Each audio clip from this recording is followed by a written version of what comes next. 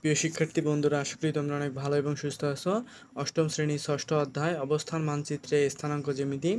আমরা এখানে কিছু একক কাজ করব। তো তার আগে আমরা এখানে আমাদের একটা ছক দেওয়া আছে, তো আমরা ছকটা একটু পূরণ করে নিই। তো আমাদের এখানে দেখো দুইটা অক্ষরেখা দেওয়া আছে, x x dash y y dash. তাহলে ওরা ও বিন্দুতে ছেদ করছে, তার মানে হলো সরলরেখাদ্বয় চারটা সমান আলাদা আলাদা অংশে বিভক্ত হয়েছে। তাহলে এখানে কোন চতুর্ভাগে, মানে প্রথম দ্বিতীয় তৃতীয় চতুর্থ চারটা অংশের মধ্যে কোন অংশে এক্স এর মান প্লাস, কোন অংশে এক্স এর মান মাইনাস, সেটাই আমরা মূলত এখানে দেখব। তাহলে এক্স এবং ওয়াই ভুজ এবং কুটি, তাহলে এক্সটা হলো ভুজ, ওয়াইটা হলো কুটি। তাহলে এখানে আমাদের প্রথম অংশ দেখো, প্রথম চতুর্ভাগ, তারপরে প্রথম চতুর্ভাগ এইখান থেকে এই দিকে এক্স এর দিকে যাওয়া লাগে, কারণ এক্স এখানে প্লাস। আবার এখান থেকে ওয়াই এর দিকে যদি আমরা যাই, উপরের দিকে যদি যাই, তাহলে উপরে ওয়াই প্লাস। তাহলে প্রথম চতুর্ভাগে আমরা কি পাচ্ছি? ভুজের চিহ্ন কি পাই? ভুজের চিহ্ন পাই আমরা প্লাস, এবং কুটির চিহ্ন কি পাই? প্রথম চতুর্ভাগের জন্য কুটির চিহ্ন আমরা পাই প্লাস। তাহলে আমাদের দ্বিতীয় চতুর্ভাগে আসি। দ্বিতীয় চতুর্ভাগে আমাদের এক্স এর দিকে কোন দিকে আসা লাগে? ঋণাত্মক দিকে। তো আমরা দ্বিতীয় চতুর্ভাগে ভুজের চিহ্ন পাবো কি? মাইনাস। এবং আমরা উপরের দিকে যাব, এবং ওয়াই এর চিহ্ন পাবো কি, মানে কুটির চিহ্ন পাবো কি? প্লাস। তারপর আমরা আসি কোথায়? তৃতীয় চতুর্ভাগে। তৃতীয় চতুর্ভাগে দেখো যে ও বিন্দু থেকে এক্স ঋণাত্মক পাশ এবং ওয়াইও ঋণাত্মক পাশ। তাহলে আমরা তৃতীয় চতুর্ভাগে এক্স এর মানও পাবো ঋণাত্মক এবং ওয়াই এর মানও পাবো ঋণাত্মক। তার মানে ভুজের চিহ্ন ঋণাত্মক, কুটির চিহ্ন ঋণাত্মক। এবং চতুর্থ চতুর্ভাগে দেখো আমাদের হলো এক্স এর পাশে হলো পজিটিভ এবং ওয়াই এর পাশে কি? নেগেটিভ। তার মানে আমরা এক্স এর জন্য পাবো, মানে ভুজের জন্য পাবো প্লাস এবং কুটির জন্য পাবো মাইনাস। আশা করি তোমরা বিষয়টা বুঝেছো। তো আমরা আমাদের এই দিকে পরবর্তী আমাদের একক কাজ আছে, সেই একক কাজটা মূলত আমরা করব। তো আমাদের এখানে একক কাজটা দেখো দেয়া আছে যে প্রথম বিন্দু দ্বিতীয় বিন্দু ভুজদ্বয়ের পার্থক্য, কুটিদ্বয়ের পার্থক্য এবং তাদের মধ্যে দূরত্ব। তো দূরত্ব নির্ণয়ের সূত্র আমরা এখানে স্থানাঙ্ক বিন্দু দূরত্ব নির্ণয়ের সূত্র আমাদের এটা হলো x2 মাইনাস x1, তার উপর ওর square plus y2 minus y1, তার উপর স্কয়ার, এর উপর হলো রুট ওভার। তাহলে এটা হলো আমাদের দুইটা স্থানাঙ্ক বিন্দু দূরত্ব নির্ণয়ের সূত্র। তো আমাদের এখানে দেয়া আছে দুইটা বিন্দু, এ একটা বিন্দুর স্থানাঙ্ক, বি একটা বিন্দুর স্থানাঙ্ক। আমাদের এখানে প্রথমটা বলছে ভুজদ্বয়ের পার্থক্য, তার মানে হলো x2 থেকে x1 কি দিতে হবে? বিয়োগ দিতে হবে। তাহলে আমাদের এখানে x2 হলো প্রথম এইটা, y2 এটা, এটা x1 এটা y1। তার মানে x2 আমাদের কত দেওয়া আছে? -8। -8 থেকে কত বিয়োগ হবে? -4 বিয়োগ হবে। তার মানে আমরা কত পাচ্ছি? -8/12। তার মানে আমরা এখানে ভুজদ্বয়ের পার্থক্য পাচ্ছি -12। তাহলে কুটিদ্বয়ের পার্থক্য অনুরূপে কত হয়? 4 এর থেকে কত বাদ? 6 বাদ। তার মানে হলো 4 - 6, তার মানে হলো -2। তার মানে আমাদের কুটিদ্বয়ের পার্থক্য কত? -2। অনুরূপে আমরা যদি নিচেরটাতে যাই, তাহলে আমাদের ভুজদ্বয়ের পার্থক্য কত? এখানে ভুজ আমাদের x2 হলো 2, তারপর হলো মাইনাস, তারপরে আমাদের এখানে x1 কত দেয়া আছে? মাইনাস হলো 8, তার মানে হলো -8। তার মানে কত হয়?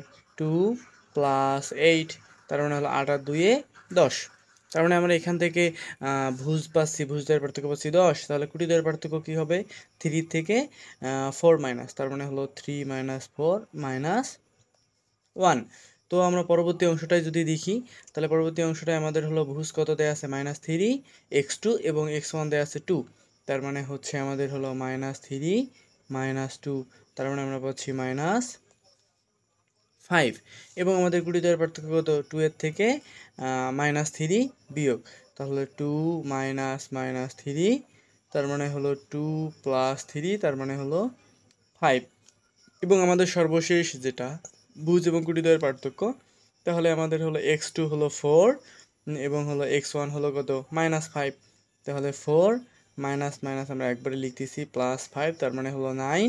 কুটিদ্বয়ের পার্থক্য 6 - 6, তার মানে হলো 6 মাইনাস মাইনাস +6, তার মানে হলো 12। তো এখন আমাদের কাজটা হবে দূরত্ব নির্ণয় করা। তাহলে বিন্দুর দূরত্ব নির্ণয় করা। তো আমাদের এখানে দূরত্ব আমরা বলছি ভুজদ্বয়ের পার্থক্য স্কয়ার প্লাস কুটিদ্বয়ের পার্থক্য স্কয়ার। তাহলে আমাদের ভুজদ্বয়ের পার্থক্য কত বেরোইছে? -12, তার উপর স্কয়ার প্লাস কুটিদ্বয়ের পার্থক্য বেরোইছে -2, তার উপর স্কয়ার, এর উপর কিন্তু আবার রুট আছে। তাহলে আমাদের ফলাফল কত আসে? 12 12 144 এবং 2 2 4। তাহলে কত হয়? 44 আর 4 48, তার মানে হলো 148 √148। তাহলে আমরা অনুরূপভাবে পরের কাজটা করি। তাহলে আমাদের এখানে ভুজদ্বয়ের পার্থক্য কত হয়েছে? 10। তার মানে হলো 10 স্কয়ার যোগ কুড়িদ্বয়ের পার্থক্য -1 তার উপর স্কয়ার। তাহলে এর উপর কি আছে রুট চিহ্ন, তার মানে হলো 100 যোগ 1 তার উপর রুট। তাহলে আমাদের এখানে ফলাফল আসলো 101 রুট পাওয়ার 101।